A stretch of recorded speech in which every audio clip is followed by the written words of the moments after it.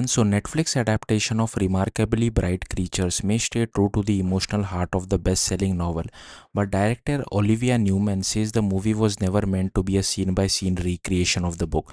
Instead, the film reshapes the story to focus much more heavily on Towa's emotional journey and her growing connection with Cameron. The movie stars Sally Field as Towa, a grieving widow who works at an aquarium and unexpectedly bonds with a giant Pacific octopus named Marsilius, voiced by Alfred Molina. Along the way, she also develops a relationship with Cameron, played by Louis Pullman, a troubled newcomer whose arrival changes her life in ways she never expected. One of the biggest changes from the original novel is the removal of an entire section centered around Cameron's backstory in Southern California. In the book, readers spend much more time learning about his upbringing, including his relationship with his aunt Jean after being abandoned by his mother. But Newman explained that she intentionally stripped much of that material away to keep the audience emotionally anchored to Towa's perspective. According to Newman, Cameron's history was included in many early versions of the screenplay, and cutting it was actually one of the final creative decisions she made. She wanted viewers to discover Cameron the same way Towa does, gradually learning pieces of his past through their evolving friendship instead of knowing everything upfront. By doing that, the film becomes less about Cameron's personal history and more about his arrival, transforms Towa's lonely world. Newman also co-wrote the screenplay alongside John Whittington, which gave her more freedom to adapt the story in a way that works cinematically while still respecting the spirit of the novel. She explained that adapting books for film always requires difficult sacrifices because what works on the page doesn't always work on screen. After previously adapting Where the Crawdads Sing, Newman said she learned that movies need their own structure and pacing, even if that means changing how a story unfolds. Still, she emphasized that the original book remained the North Star throughout production. Whenever the team faced creative uncertainty, they returned to Shelby Van Pelt's novel to ensure the film preserved its emotional DNA. For Newman, the most important element to protect were the tone and the characters. She especially wanted to maintain balance of humor and heartbreak that made the novel resonate with readers in the first place.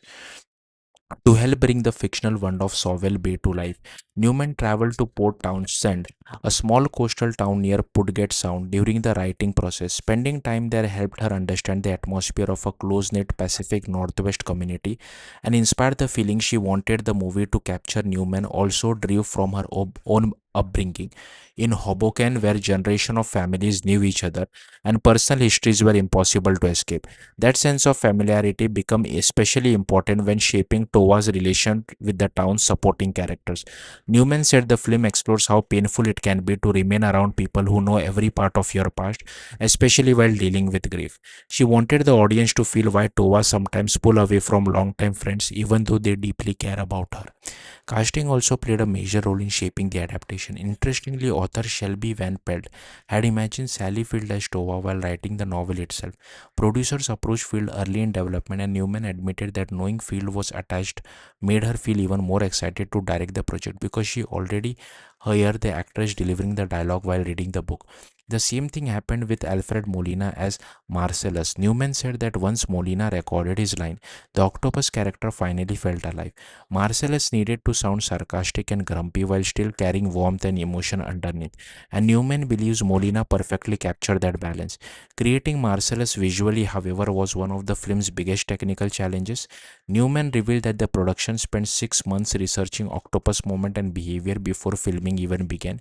Since octopuses are far too intelligent and unpredictable to train, the team decided to combine footage of a real giant Pacific octopus with CGI animation. The filmmakers worked closely with a real octopus named Agnetha at the Vancouver Aquarium, where visual effect artists recorded countless hours of footage to study authentic movement patterns. Those references helped the CGI version of Marcellus feel as realistic as possible. Newman explained that every octopus scene was carefully storyboarded in advance, and the production even used a life size puppet on set on lighting, and textures would look natural once the CGI was added later. Despite the enormous production challenges, including filming in the freezy Vancouver winter, Newman says she is most proud of the movie's emotional tone. Even though the story deals heavily with grief, loneliness, and loss, she wanted audience to laugh and enjoy themselves throughout the experience.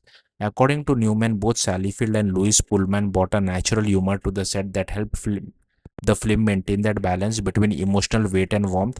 which she believes is ultimately what made the original novel so special in the first place. Thank you for watching. Bye.